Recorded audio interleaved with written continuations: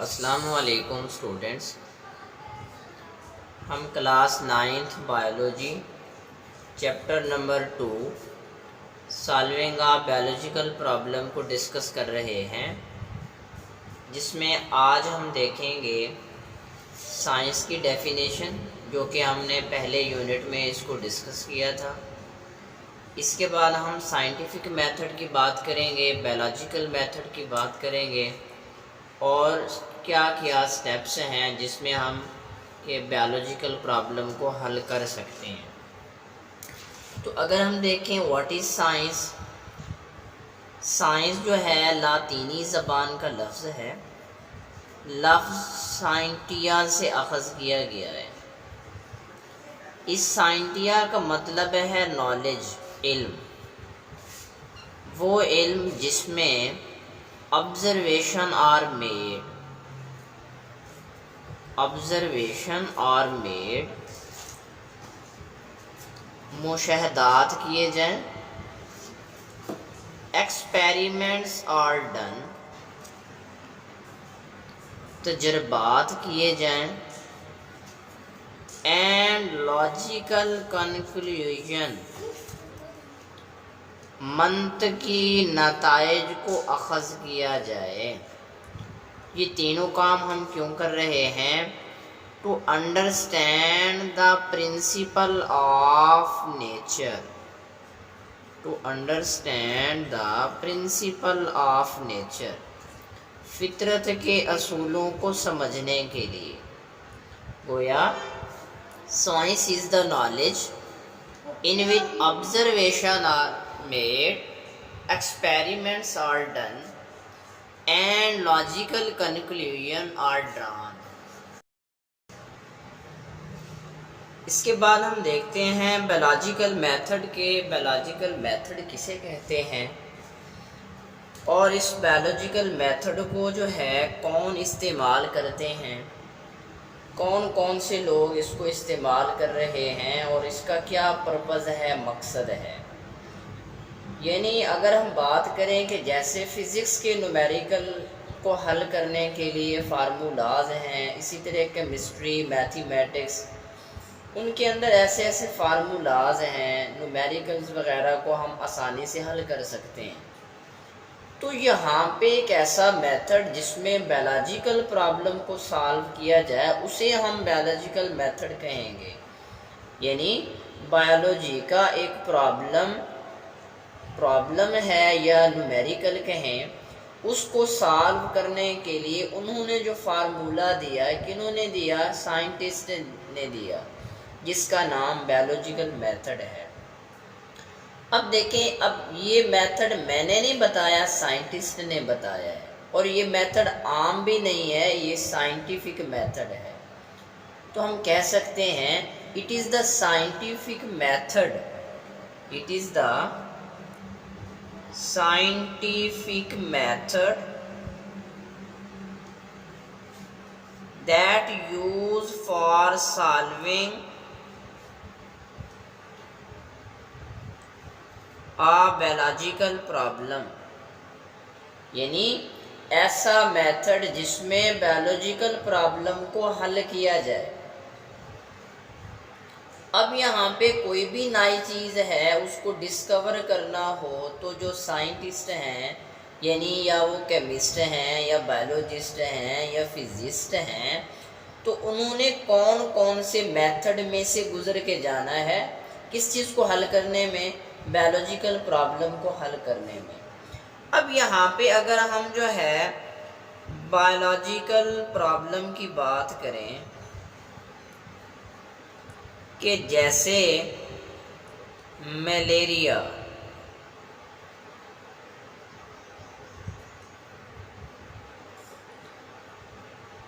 अब मलेरिया जो है किसी दौर में इसका इलाज मुमकिन नहीं था।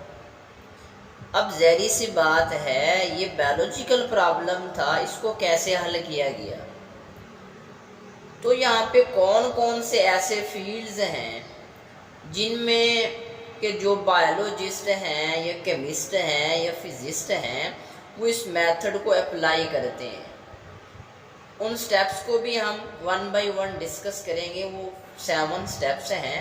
लेकिन यहाँ पे अगर हम देखें कि कौन कौन से ऐसे फील्ड हैं जिनमें बायोलॉजिस्ट, केमिस्ट, फिजिस्ट जो हैं वो इस मेथड को अप्लाई करते हैं, तो यहाँ पे advancement in medicine, advancement in medicine, अद्वियात के शोबे के अंदर जो है एडवांसमेंट, तरक्की वगैरह ये चीज़ें हैं। दूसरे नंबर पे इकोलॉजी। अब इसी तरह तीसरे नंबर पे जो है टेक्नोलॉजी वगैरह है।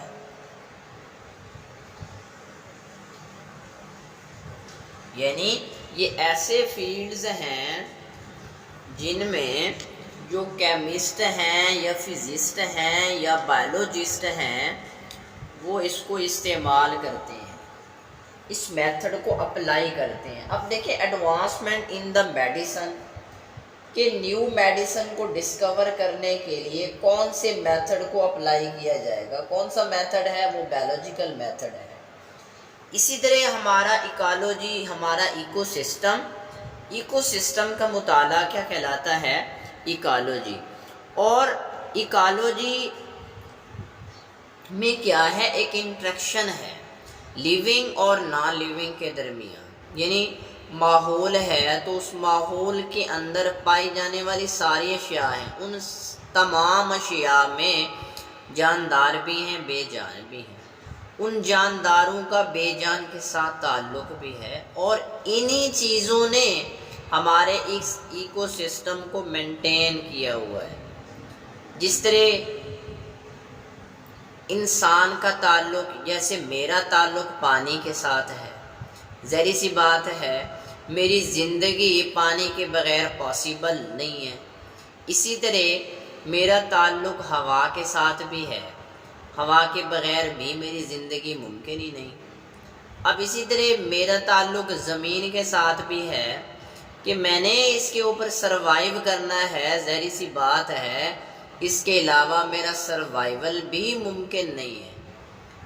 तो ये चीज़ें एक हमारा इकोसिस्टम है कि जानदार का रिलेशन बेजान चीज़ों के साथ है। अब इसी तरह टेक्नोलॉजी है, जैसे बायोटेक्नोलॉजी है। अब this biological method also ensure the data for public use. अब ये बायोलॉजिकल मेथड से जो डाटा हमें मिला पब्लिक यूज़ के लिए हम उसे जो है इस्तेमाल कर रहे हैं, ताकि जो अवामुन्नास है, अवाम है या लोग हैं, पीपल्स जो हैं उस चीज़ को देखें। यानी ज़्यादा से ज़्यादा इन चीज़ों का जो है फ़ायदा सोचा जाता है। तो अगर हम यहाँ पे कॉमन सी बात करें कि जैसे गंदम की पिसाई करवानी है तो पहले जो है उस गंदम की सफाई करवाई जाती है ताकि उसके अंदर जो मट्टी के ज़रात वगैरह हैं वो निकल जाएं। अब ज़ाहिर सी बात है कि जिस पर्सन के पास आप गंदम लेके जाते हैं या जिस बंदे ने सफाई करनी है तो उसके पास जो है एक प्रॉपर मशीन वगैरह है और वहाँ पे जो है सीव्स वगैरह उसकी लगी हुई हैं डिफरेंट साइज़ की। अब ये तो नहीं कि वो गंदम से मट्टी के एक एक ज़र्रे को चुनना शुरू कर दे, ऐसा नहीं है। लेकिन वो क्या करेगा, उस मशीन के अंदर उस सीव जो है ना जाली वगैरह लगी हुई है डिफरेंट साइज़ की, वहाँ पे उसको जो है ना डालेगा। तो एट दी एंड हमको जो है एक प्रोडक्ट मिलेगा, एक खालिस प्रोडक्ट मिलेगा। सिर्फ हमें साफ़ गंदम मिलेगी, उसमें जो ज़र्रात वगैरह हैं वो अलहदा निकल जाएंगे।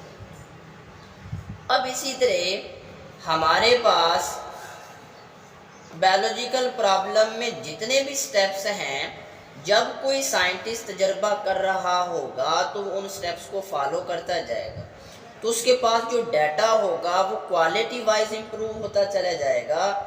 वो क्या कहलाएगा, साइंटिफिक डाटा। तो वो साइंटिफिक डाटा जो हमें मिला फॉर पब्लिक यूज़, ताकि लोगों का भी इसमें फ़ायदा हो। अब इसी तरह अगर हम यहाँ पे बात करें कि पहला इसका जो बायोलॉजिकल प्रॉब्लम है, तो अब हम देखेंगे कि एक बायोलॉजिकल प्रॉब्लम को हल करने के लिए बायोलॉजिस्ट किन किन मराहिल से गुजरता है। सबसे पहले है recognition of biological problem.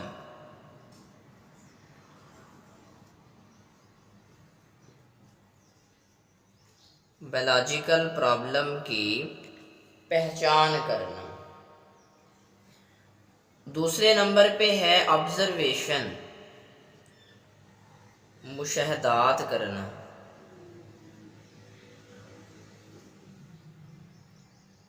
Taking observation. अब इसी तरह तीसरे नंबर पे है हाइपोथेसिस, हाइपोथेसिस को तश्कील देना, यानी फार्मूलेशन ऑफ हाइपोथेसिस। नेक्स्ट है डिडक्शन। फोर्थ नंबर पे है डिडक्शन।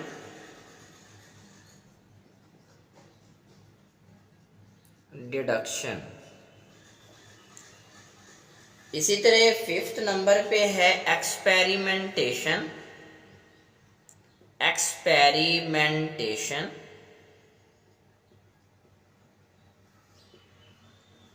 सिक्स्थ नंबर पे है समराइजेशन ऑफ रिजल्ट, नताइज का खुलासा करना। सेवंथ नंबर पे है रिपोर्टिंग करना, रिपोर्टिंग। तो ये वो 7 बायोलॉजिकल प्रॉब्लम को हल करने के जो 7 स्टेप्स हैं कि जो बायोलॉजिस्ट इनको इस्तेमाल करके किसी भी बायोलॉजिकल प्रॉब्लम को किस तरह वो हल करता है।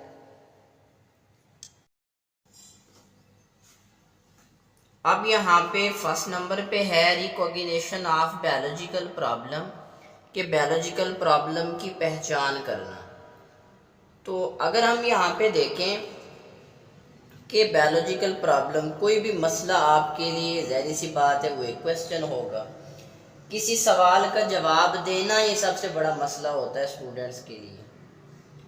तो बहरहाल यहाँ पे बायोलॉजिकल प्रॉब्लम हम किसे कहेंगे? बायोलॉजिकल प्रॉब्लम यानी एक क्वेश्चन है जिसको हल करने जा रहे हैं। वो क्वेश्चन किस किस्म का है? मैथ का, फिज़िक्स का है, मैथ का है, फिज़िक्स का है, अलजबरे का है, नहीं। लेकिन हम यहाँ पे बायोलॉजिकल प्रॉब्लम की बात कर रहे हैं। वो किस किस्म का क्वेश्चन है? That is related to living organism. Living organism जो जानदारों के रिलेटेड क्वेश्चन है, तभी तो हम यहाँ पे बायोलॉजिकल का नाम दे रहे हैं। अब आपके पास सवाल कैसे आएगा?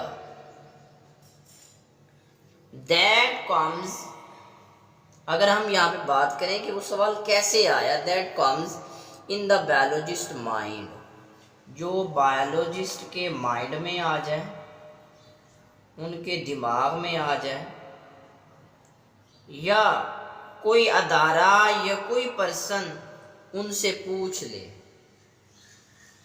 यानी that comes in the biologist mind by himself और हर सेल्फ, खुद ब खुद से आ जाए, या आस्क बाय समवन, कोई उनसे पूछ ले, तो उसको हम क्या कहेंगे? एक बायोलॉजिकल प्रॉब्लम है। ये कोई भी मसला है, वो आपके लिए एक क्वेश्चन है, उस क्वेश्चन को हल करना है। पहले तो ये देखना है वो क्वेश्चन है किस किस्म का।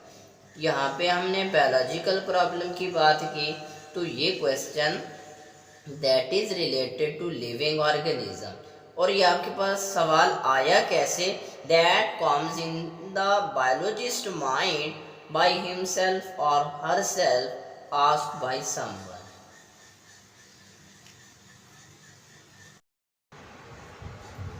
तो अब हम यहाँ पे जो 7 स्टेप्स हैं बायोलॉजिकल प्रॉब्लम को हल करने में, जैसे सबसे पहले बायोलॉजिकल प्रॉब्लम की पहचान करना, पहचान करने के बाद मुशाहदात करना। नेक्स्ट हमारे पास है हाइपोथेसिस को तश्कील देना, फिर डिडक्शन बनाना, तजर्बात करना, नताइज का खुलासा करना, फिर नताइज को रिपोर्ट करना, रिपोर्टिंग करना। इसमें हमने बायोलॉजिकल प्रॉब्लम की पहचान, इसको हमने डिस्कस किया। अब हम देखेंगे मुशाहदात करना कि ऑब्जर्वेशन किसे कहते हैं।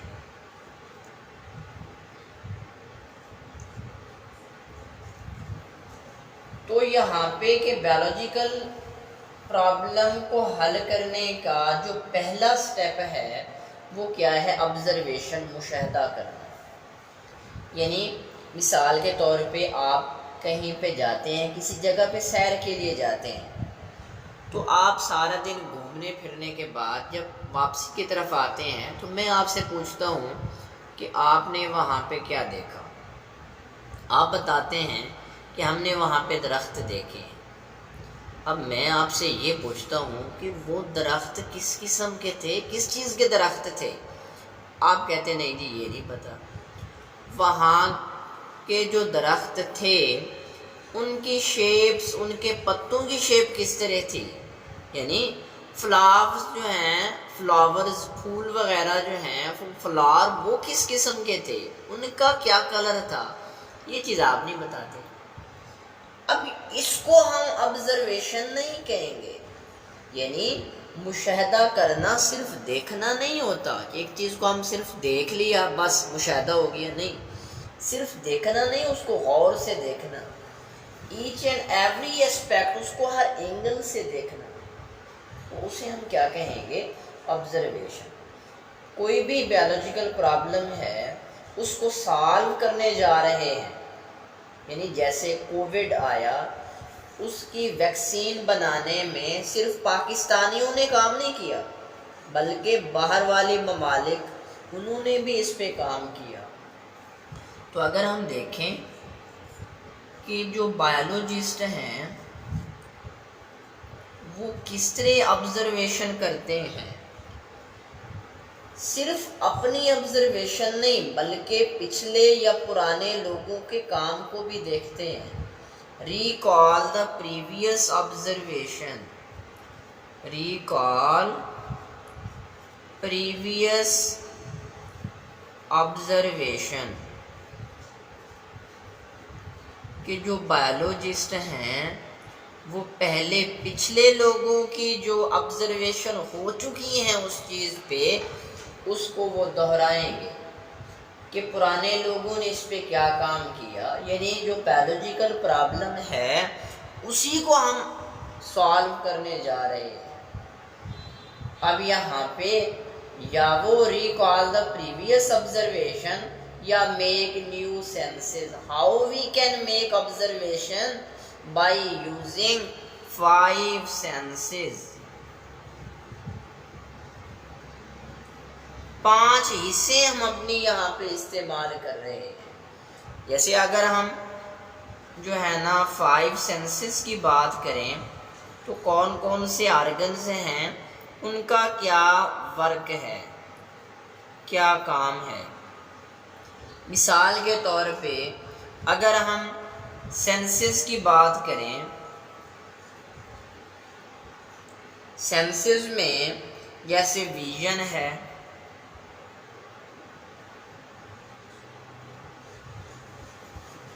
इसी तरह विजन भी एक सेंस है, हिस्सा है। यानी हमारे जो 5 हिस्से हैं, विजन है, हियरिंग है,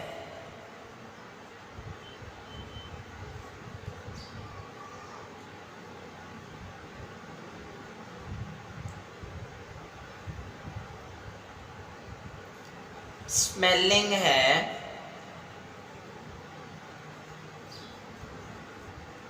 टेस्टिंग, टचिंग,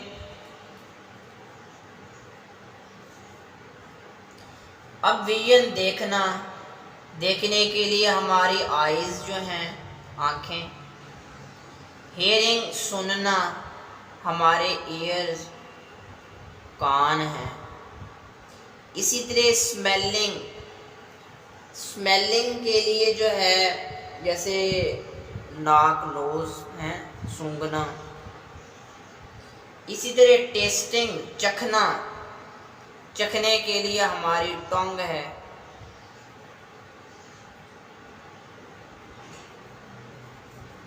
टंग, ज़ुबान, ठीक है। इसी तरह टचिंग, स्किन है, चीज़ों को छूने के लिए जिल्द वगैरह।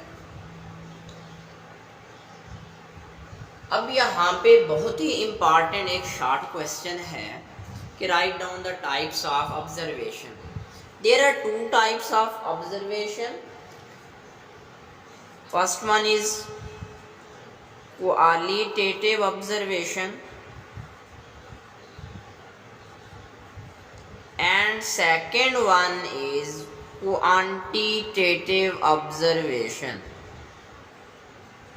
Quantitative observation, ये दो इसकी टाइप्स हैं जो कि बहुत ही इम्पॉर्टेंट शॉर्ट क्वेश्चन है। अब क्वालिटेटिव ऑब्जर्वेशन, दूसरे अल्फाज में हम इसे मियारी का नाम देते हैं, मियारी। क्वांटिटेटिव ऑब्जर्वेशन ये मिकदारी है। तो अगर यहाँ पे हम देखें किसी चीज़ का लेवल है, अच्छा है या जो है ना बुरा है, मिसाल के तौर पे अगर हम क्वालिटेटिव ऑब्जर्वेशन की बात करें कि किसी को बुखार है तो कितना बुखार है। देखिए बुखार है, यहाँ पे हमने सिर्फ ये बात की है कितना बुखार है। मिसाल के तौर पे हम कहते हैं 102 फ़ारेनहाइट। तो ये जो वैल्यू हम लिख रहे हैं इसी को हम क्वालिटेटिव ऑब्जर्वेशन का नाम दे रहे हैं। और यहाँ पे हमने बताया जस्ट फीवर के बारे में, लेकिन उसकी अमाउंट जो है या मिकदार क्वांटिटेटिव ऑब्जर्वेशन में हम उसको, ठीक है। दीज आर द वेरिएबल, पहली बात दीज आर द वेरिएबल, और ये इनवेरिएबल, इनवेरिएबल। अब वेरिएबल किसे कहेंगे? मुतगय्यर, जो चेंज हो सकता हो, और इनवेरिएबल जो चेंज ना हो। एग्जैक्ट चीज़ हमने बता दी कि इसको बुखार 102 पे है। मज़ीद भी हम इसको एग्जाम्पल में देखेंगे। दीज आर द इमयरेबल, दूसरे नंबर पे इमयरेबल, दीज आर द मयरेबल।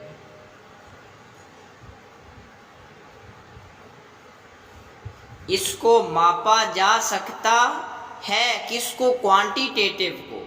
क्वालिटेटिव को हम माप नहीं सकते, यानी उसकी पैमाइश नहीं कर सकते।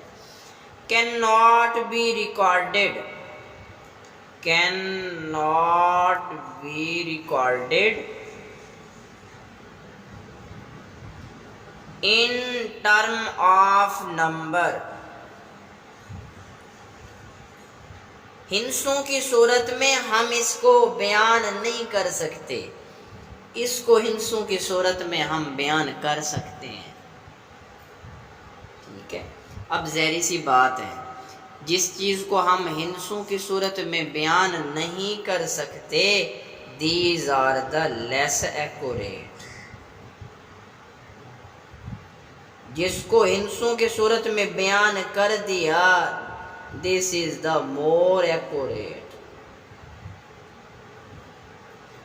ये 4 डिफरेंस हैं कि क्वालिटेटिव और क्वांटिटेटिव ऑब्जर्वेशन के अंदर क्या क्या डिफरेंसेस आ रहे हैं। These qualitative are the variable, quantitative are invariable. Exact चीज़ हमने लिख दी 102 फ़ारेनहाइट है, या 103 फ़ारेनहाइट है। हिंसों की सूरत में हम उसको बयान कर रहे हैं। अब इमैयरेबल इसको हम मैयर नहीं कर सकते और क्वांटिटेटिव को हम मैयर कर सकते हैं। क्वालिटेटिव मियारी चीज़ें, मियारी observation can not be recorded in the term of number, but quantitative observation यानी मिकदारी मुशाहदा can be recorded in the term of number. This is the less accurate and quantitative is more accurate. तो अगर हम इसकी example को थोड़ा सा समझें कि 1 लीटर पानी को बोतल में डालो, वज़न कर लो, फिर उस पानी को उस बोतल से निकाल दो, उसी बोतल में फिर अल्कोहल यानी शराब को डालो, वज़न करो, दोनों का वज़न बराबर नहीं होगा, पानी का 1 लीटर वज़नी होगा। दूसरी एग्जांपल ले लेते हैं कि आपके पास 1 लीटर वाली बोतल है पानी की, आपने पानी तोल कर रख दिया, पेज पे लिख लिया, फिर आपने उस बोतल में शहद को डाला, यानी जो पहले 1 लीटर वाली जो बोतल है आपके पास पानी की, आपने पानी को तोल के रख लिया, पेज पे लिख लिया, उस बोतल से पानी को निकाल दिया, फिर आपने उस बोतल में शहद को डाला। कौन सा लीटर वजनी होगा? शहद का। देखें दोनों का वॉल्यूम सेम था, लीटर, लेकिन वजन में आके जो है डिफरेंस आ गया। अब जिस तरह हमने पानी की बात की कि पानी का जो फ्रीजिंग पॉइंट है वो 0 डिग्री सेंटीग्रेड है। अगर मैं यहाँ पे लिखूं कि फ्रीजिंग पॉइंट ऑफ वाटर क्या है? 0 degree centigrade and boiling point of water is 100 degree centigrade. तो ये क्या है? एक मिकदारी मुशाहदात है। तो यहाँ पे मैं लिख रहा हूँ पानी का नुक्ते इंजमात उसके नुक्ते उबाल से कम है, उसको मैं क्वालिटेटिव की बात करूँ। अब इसी तरह 1 लीटर पानी का वजन 1000 ग्राम है, ठीक है, जबकि 1 लीटर एथानॉल का वजन 789 ग्राम है। अब मैंने यहाँ पे एग्जैक्ट एक हिंसों की सूरत में इसको लिख दिया है, लेकिन यहाँ पे मैं ये बता रहा हूँ कि पानी का 1 लीटर एथानॉल के 1 लीटर से भारी है।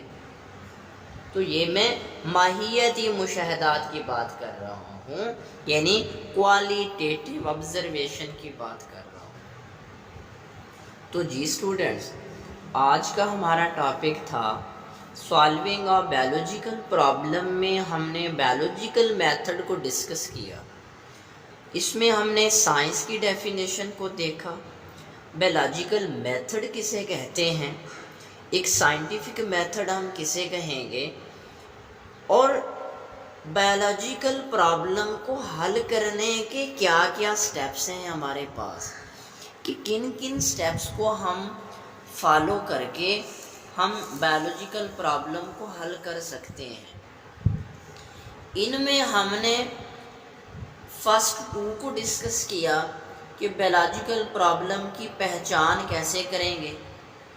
उसके बाद हमने ऑब्जर्वेशन को देखा, यानी